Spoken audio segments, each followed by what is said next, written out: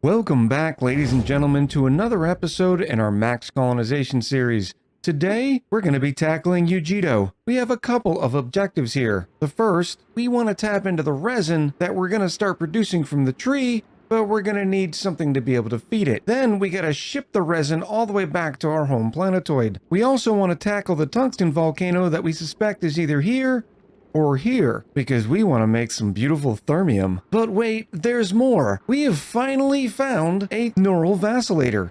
It has been so long since I've seen one of these neural vacillators. Unfortunately, all of our vacillator recharges are over here on our home planetoid. Maybe we should take some of those with us. Before we even start on that, we had to go on a rescue mission. You may remember that Jack lives over here on Ariel. Except there's a small problem. They're running out of oxygen. So it was at this point that I realized I could either spend all the time developing Ariel to be able to be self-supportive, or I could just take Jack off the planetoid. Considering you see the ESS Susan here, you've probably figured out which one I've decided. If you remember, our first objective that we were going to be shooting for in this playthrough was colonizing every single planetoid. And at that time, we figured colonization meant stick a dupe on the planetoid to where they could live there. But quite frankly, we're almost 1700 cycles in, and that would take another 1,000 cycles. But to be honest, I don't know if I or the computer could handle another 1,000 cycles in this playthrough. With that being said, there's still plenty more that we want to do here. First, I want to figure out what all these unknown objects are. We still have a lot of them down here as well. Plus, it'd be nice to be able to unlock and then break through the temporal tear at the minimum. So step one for today is let's get Jack off the planetoid.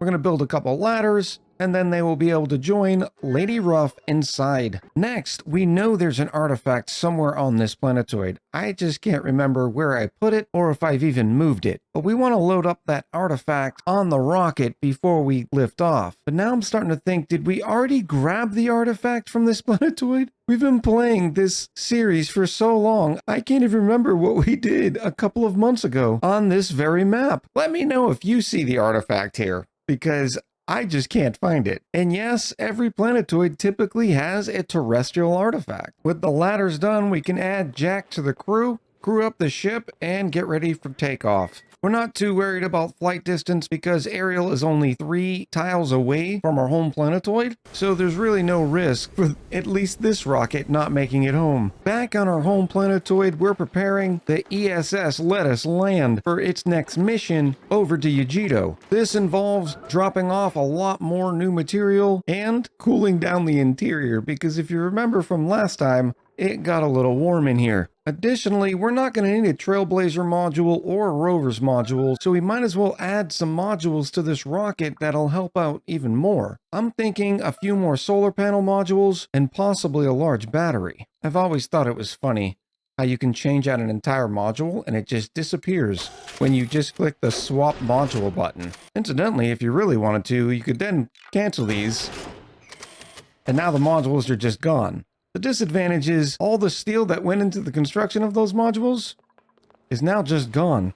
On the planetoid itself, we've made a couple of changes that I don't believe I've told you about, but as many of you know, I am really forgetful, so there's no telling. We added another battery box, and this seems to have really helped the power situation. Over time, the plug slugs were adding more and more power to the grid. And even if your smart batteries cap at just 1 second or 2 seconds at 20 kilojoules, remember, that's 1 or 2 seconds of it being capped at 20 kilojoules forever. And yesterday's 2 seconds add to today's 2 seconds, which adds to tomorrow's 2 seconds. Well, you kind of get the point. You end up wasting a lot of power in the long term. You can see here during the nighttime, we're able to get up to almost 20 kilojoules before daytime starts kicking in. And because we added this second bank of batteries, we're able to go the entire cycle without dipping too low into our power reserves. We've also been running into the risk of losing some of this beautiful petroleum, so we put in another system to at least get something out of it. When this hydro sensor senses that this tank is a little bit too full, it sends a green signal to an AND gate. This smart battery does the same thing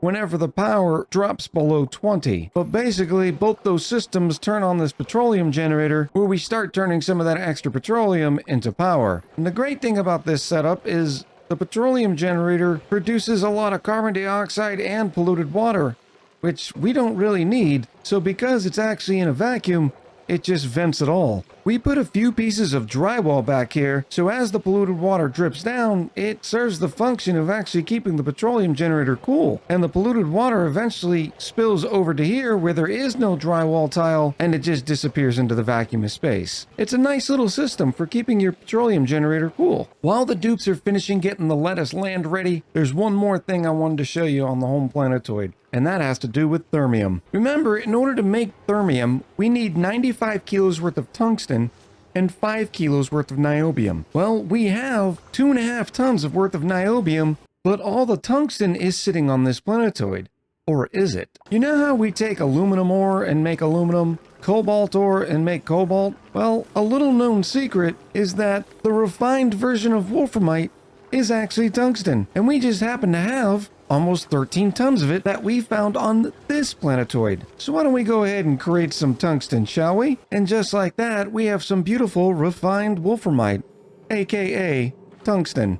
So now we're just going to throw it inside of our molecular forge, and we're going to get our first pieces of thermium. And there it is, the gift that just keeps on giving, thermium, with a melting point of 2,676.9 degrees. And what's even better is when you build thermal aquatuners with it, they have a plus 900 degree overheat temperature. We're gonna get stupid with this. Now that we have thermium, another recipe is unlocked here at our metal refinery. You'll notice we can take 100 kilos of thermium and turn it right back into 100 kilos worth of niobium. So as long as you keep getting access to tungsten, you don't have to worry about the niobium anymore. We have the lettuce land fully fueled and ready to go. This time we're taking 5 tons of glass, 5 tons of steel, 5 tons of cobalt, almost 20 tons of oxalite, and 100 kilos worth of berry sludge. I'm sure there's a material that I wish I could have brought that I'm forgetting, but we'll figure that out later. As an aside, remember when I said the niobium was only heating things up when it came through here? Well, this atmosuit checkpoint is disabled, so they don't ever have to take their suits off. And for that reason, we're able to bring 191 degree glass and just sit it here on this insulated tile. And while it's not exactly cool in here, it's only 43 degrees. As soon as we get there, we're going to take all these materials off and put them on the planetoid. Alternatively, what you could do is use one of these solid rocket port loaders, maybe like right here. And anything we want to go into the rockets would be loaded through there, but then you'd need a cargo bay to hold all those materials. Just wanted to show you that there were smarter ways to do it than this. Let's go ahead and grab HP Fangirl and Queen Calera once again and crew them up. For the record, it has been 28 cycles since our last duplicate injury. We've also, in the meantime, put in a targeting beacon with our payload opener. We have the auto sweeper down low. That way, when these payloads all land, Auto Super can pick them up and put them right into the payload opener automatically. In this case, we're actually preparing to receive the resin, and then we're going to take that resin and send it off to another part of our colony via liquid pipes. So I mistakenly thought that it was already a rocket platform here, but we had just dropped off rover, so we are going to need that Trailblazer module.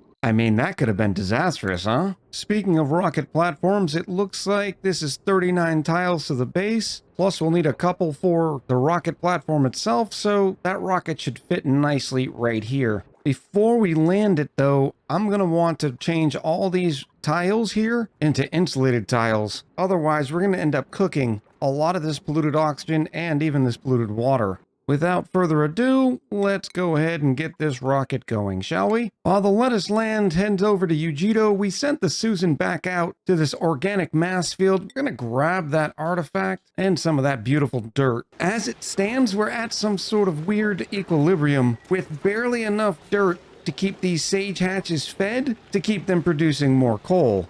So I figured we'd jumpstart that dirt production by going to grab some from space. And just to jog your memory, the reason why we need the coal is to continue to make more ceramic. And while we're pretty chocked full on sand, we haven't been able to fill this smart storage bin, which tells me we have enough, but it's barely enough. Another update on the oxygen system, I made a small update to the giant sublimation station area. And that update has resulted in providing a lot more oxygen.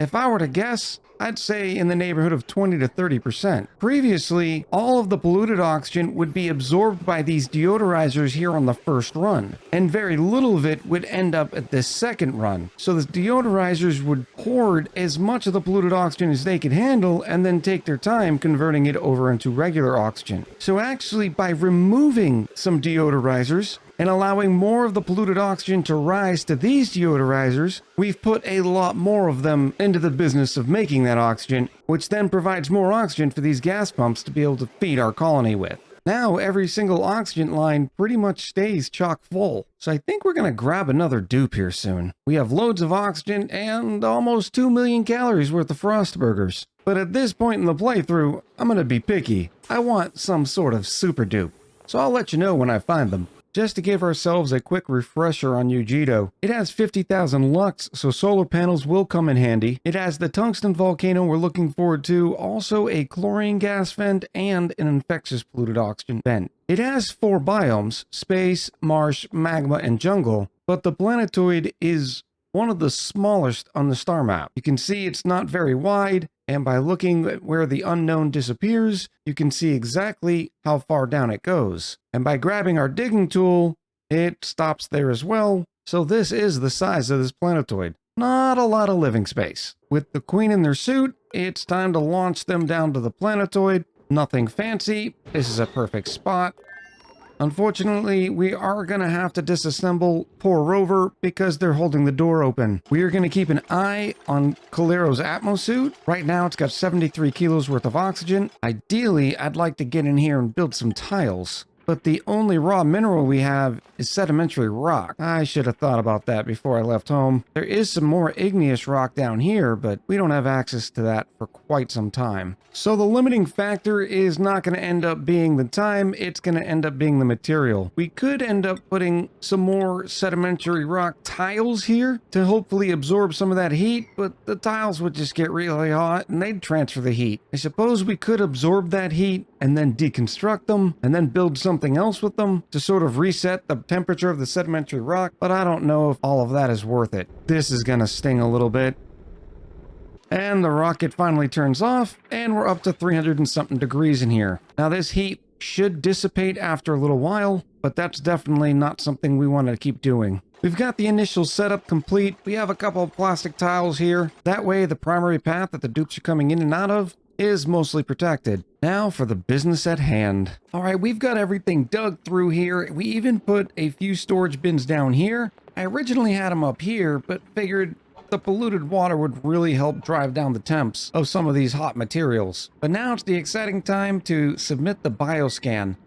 We're gonna open this up just to reveal it, but remember, the tree hurts, so you don't want to be going in there all willy-nilly. There goes Fangirl.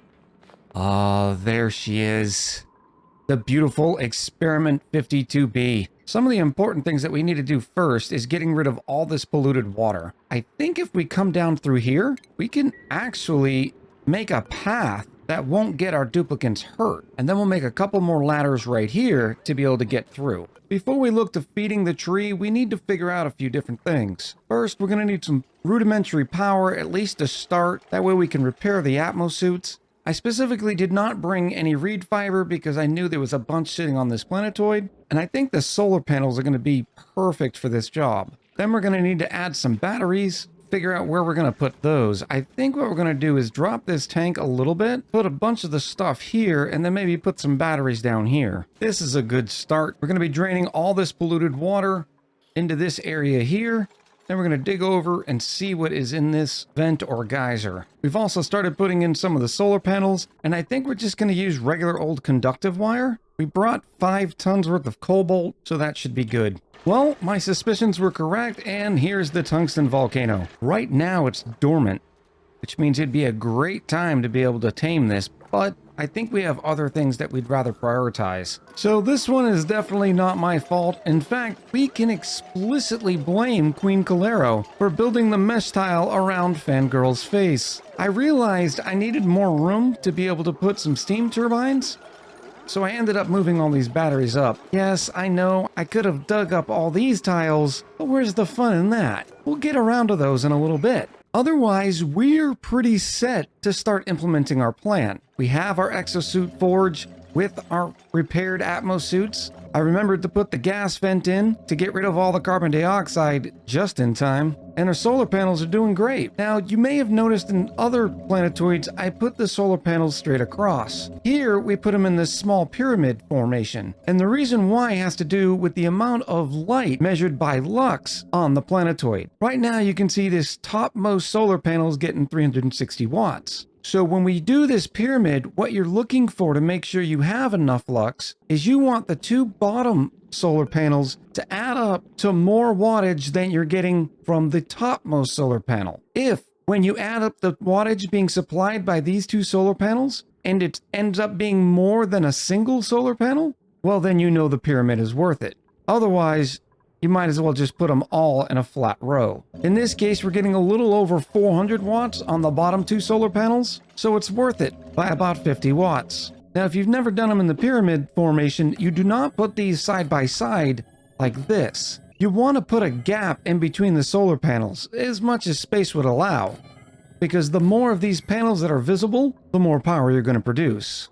Now, on the subject of feeding the tree, I was racking my brain trying to think of a creative an inventive way to show you how to feed the tree. Now, in the past, we've used both fish and pacu to feed the tree. Pacu being one of the easiest ways, whereas you can set up an infinite pacu farm, or what I like to call the pacu plank, and feed all the pacu fillets to the tree. So I didn't want to do that process again. And then I got to thinking about it. We have an absolute boatload of calories sitting on our home planetoid. Why reinvent the wheel? So I think that's exactly what we're going to do. We're going to set up an automated system that we'll be able to shoot some food over there. Eugito will receive it and drop it off for the tree to eat. What have you done now, Calera? So we're going to set up a little system here that'll receive the food, and then also send the resin and the tungsten back home. So far, this is what it looks like. This is going to be the receiving section, and just like on our home planetoid, when the payload arrives, the auto super is going to give it to the payload opener, and all that food is just going to come over here and get dropped. We're putting a bunch of drywall in here because we're going to need to keep all of this temperature regulated, and unfortunately, we can't use polluted water because it'll eventually off-gas. Luckily, there is some regular water down here, so we're going to try grabbing some of it with the pincher pump and then dumping it. In the meantime, we've also grabbed the Rubik's Cube, and we're getting ready to grab the kitchen sink. Just put a pedestal in here, and the artifacts get delivered. Nice and easy. And we're also having to upgrade the power grid already. I failed to remember that we're going to have a large enough requirement for multiple power transformers, which means we need to use heavy watt wire on the spine. And this way we can have a couple power transformers.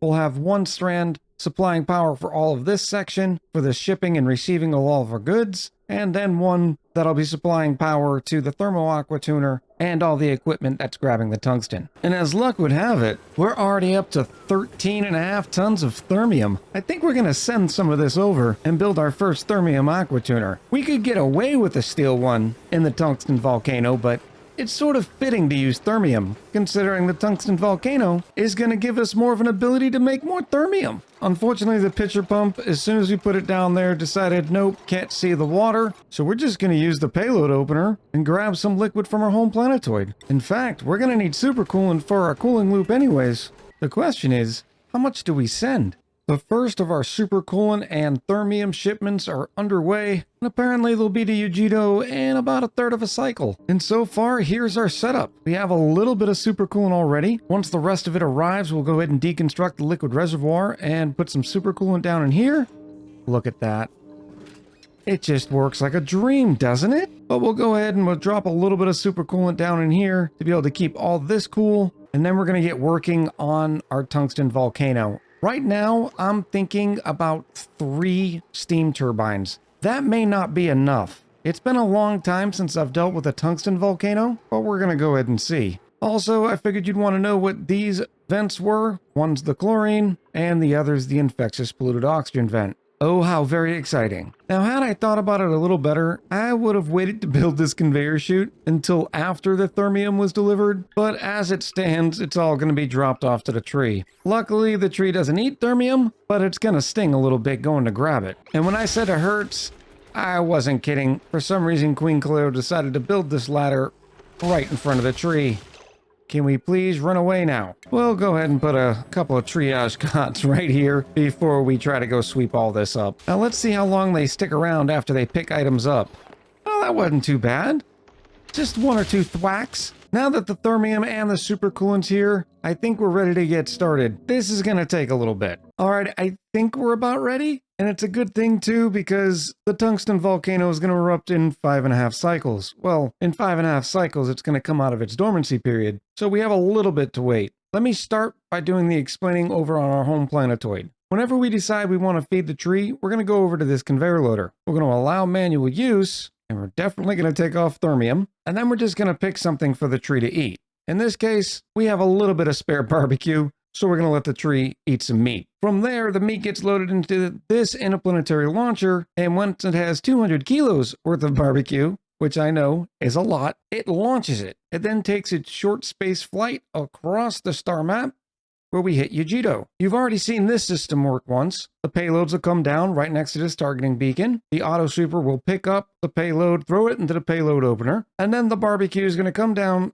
through here and then get dropped off right at the tree. The tree is then going to make us some resin. Once it does, the resin is going to drop down into this little container here, where this liquid pump is going to take it and send it right back over to this interplanetary launcher. Now, I don't have the rad bolt generators on right now because I haven't loaded the coolant loop with any supercoolant yet. And oh boy, is it a coolant loop. Coolant loop starts at our wonderful thermo aqua tuner that's being made out of thermium. It starts by heading over here, up to the top where it's going to cool down our rad bolt generators in these machines here. I'm going to put some automation on this, so once this interplanetary launcher is full, it'll turn these rad bolt generators off. And the reason why is because this coolant loop is so long, I don't want to be generating any more heat than I absolutely have to. The coolant loop then continues, comes all the way back over here, where it cools down the steam turbines and the batteries, before going back up through where it eventually makes its way back to the thermo aqua tuner.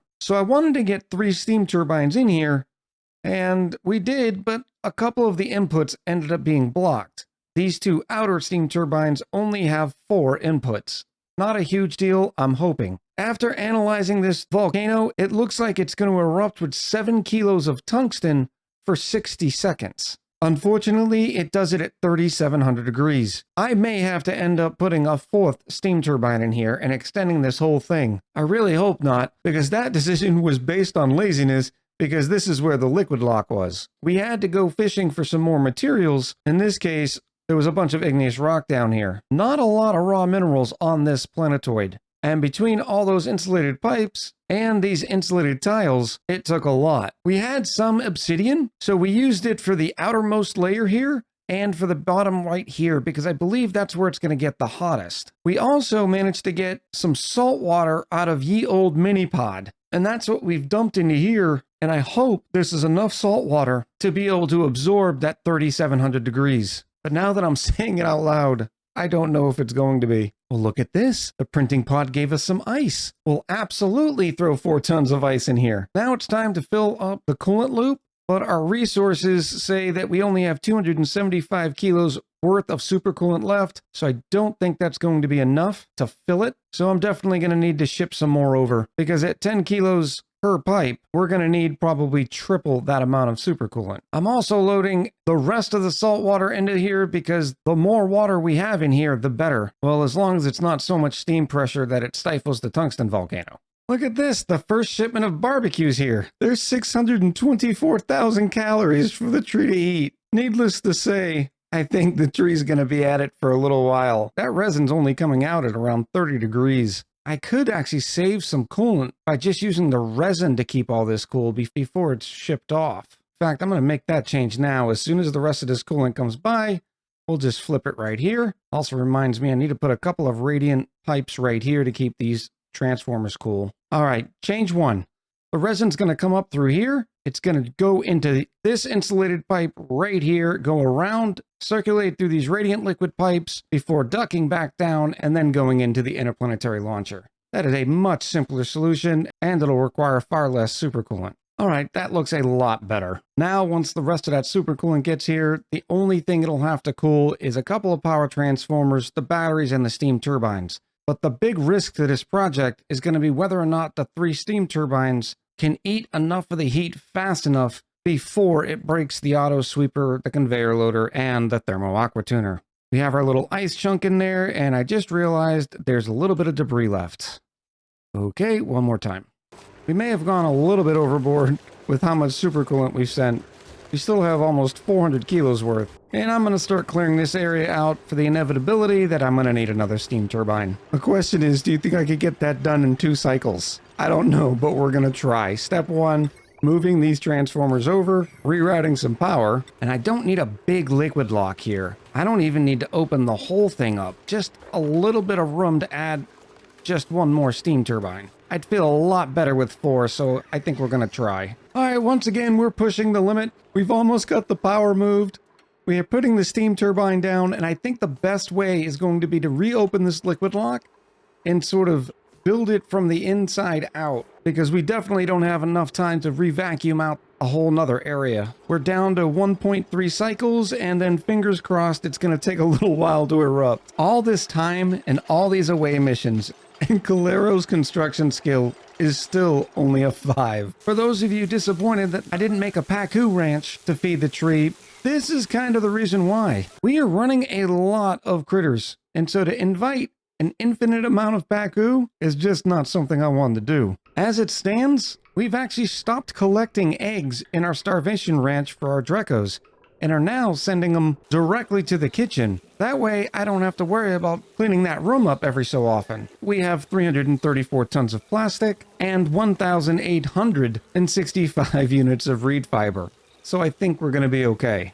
Ah, there we go. Thank you, Queen. I mean, we're a little late, but I guess it's better than nothing. So right now, the tungsten, you can see, it is heating up the salt water, but it's taking its sweet time. We don't want to turn these things on until it turns all this salt water into steam. I suppose we can help it out by turning the thermo aqua tuner back on. That'll definitely add some heat. Okay, I'm losing my patience. We're just gonna go for it. When the tungsten in the rails passes through here, it should instantly flash the salt water. Well, I say instantly, and I was completely wrong. Apparently it's going to take another full eruption. So maybe we shouldn't have been so worried about the tungsten. Oh dear goodness, how did I miss this? I was getting ready to go put a bunch of more batteries in here and went, oops. Nice little heavy watt joint plate right there. Another one right there. There, that is much better. We've also gotten our second eruption of the tungsten, and this chamber is drawing just about all the heat out of it, and the tungsten's leaving it around 120 degrees. The steam temperature fluctuates a little bit because we only have 10 kilos in here. I thought we'd have more, but now all the steam turbines got to do is take out the rest of the heat before it erupts in another cycle. I'm going to call this a success, but I'm starting to think we could have gotten away with the 3 steam turbines. We'll be able to tell in another cycle.